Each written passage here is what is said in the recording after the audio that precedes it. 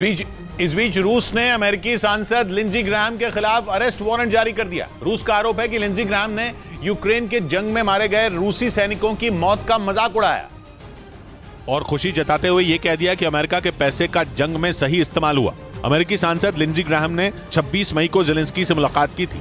इसी दौरान उन्होंने रूसी सैनिकों की मौत पर यह बयान दिया, जिसके बाद रूस बुरी तरह भड़क गया। उसने अमेरिकी सांसद के बयान को शर्मिंदगी भरा करार दिया और उनके खिलाफ गिरफ्तारी वारंट जारी कर दिया। रूस के इस अरेस्ट वारंट पर लिंडजी ग्राहम ने भी जवाब दिया। उन्होंने चुनौती दी कि वो इंटरनेशनल क्रिमिनल कोर्ट में जाएंगे और पुतिन को उनसे वहीं आकर मिलना चाहिए।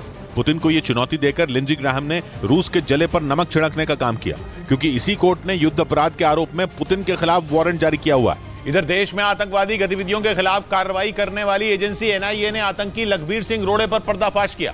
चार्जशीट में एनआईए ने बताया कि पंजाब के अलग अलग हिस्सों को दहलाने का प्लान था और इसके लिए देश में विस्फोटक की तस्करी की थी, जिसका इस्तेमाल 23 दिसंबर 2021 को Ludhiana court complex bomb blast में किया गया था। इस आतंकी घटना में एक की मौत हुई थी और 6 लोग घायल हुए थे। एनआईए ने लुधियाना ब्लास्ट मामले में आतंकी लखबीर सिंह को मास्टरमाइंड बताया, जो इस वक्त पाकिस्तान में रह रहा है। हालांकि पिछले साल दिसंबर में आतंकी लखबीर सिंह के साथी हरप्रीत सिंह को दिल्ली से गिरफ्तार किया गया था, जिस पर देश में विस्फोटक सप्लाई करने में लखबीर की मदद करने का आरोप था। लखबीर सिंह रोड़े आतंकी संगठन ISYF यानी इंटरनेशनल सिख यूथ फेडरेशन का मुखिया है। उधर यूक्रेन ने दावा किया कि बखमुत में उसकी सेना ने बड़ी संख्या में रूसी सैनिकों को मार गिराया। मतलब बखमुत में ज़ेलेंस्की की फौज रूस पर भारी पड़ रही है। और यूक्रेन का दावा है कि बखमुत के एक इलाके में उसकी सेना ने बड़ी संख्या में रूसी सैनिकों को घेर लिया और उन्हें वहां से खदेड़ने के लिए उन पर ताबड़तोड़ फायरिंग भी कर दी।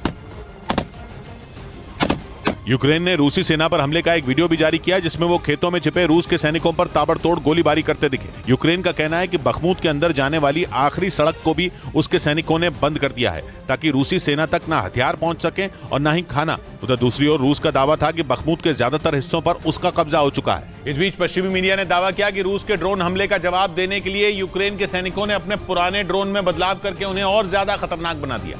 पूर्वी यूक्रेन के डोनेट्स्क के पास रूस की सेना के लिए यूक्रेन के ये ड्रोन मुसीबत बन गए और रूस के सैन्य अड्डों पर तबाही मचा दी। यूक्रेन की सेना का दावा है कि उसके ड्रोन हमले में रूस के कई टैंक भी तबाह हो गए। यूक्रेन की सेना ने अपने काम चलाऊ ड्रोन में बदलाव करके डोनेट्स्क प्रांत के बखमुत, मरिनका और कई दूसरे शहरों में रूसी हमलों का जवाब दिया। हालांकि यूक्रेन की सेना की तरफ से मिले जवाब के बाद पुतिन की सेना तिलमिला गई और एक रोज पहले नीप्रो शहर में एक अस्पताल की इमारत पर हमला कर दिया, जिसमें 2 लोगों की मौत हो गई और 2 बच्चों समेत 30 लोग घायल हो गए।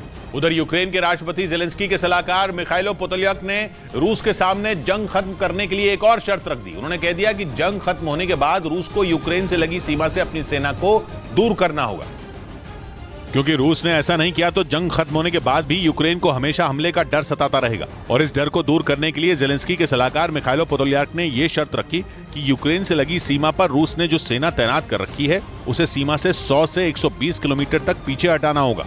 इतना ही नहीं, ज़ेलेंस्की के सलाहकार ने यह भी कहा कि सेना को हटाने की प्रक्रिया अंतर्राष्ट्रीय संगठन की उपस्थिति में होनी चाहिए, क्योंकि यूक्रेन इस बात की तसल्ली करना चाहता है कि जंग खत्म होने के बाद रूस के सैनिक उसकी सीमा से काफी दूर चले जाएं, ताकि किसी भी तरह वो आसानी से यूक्रेन में घुसकर हमला न बोल पाएं।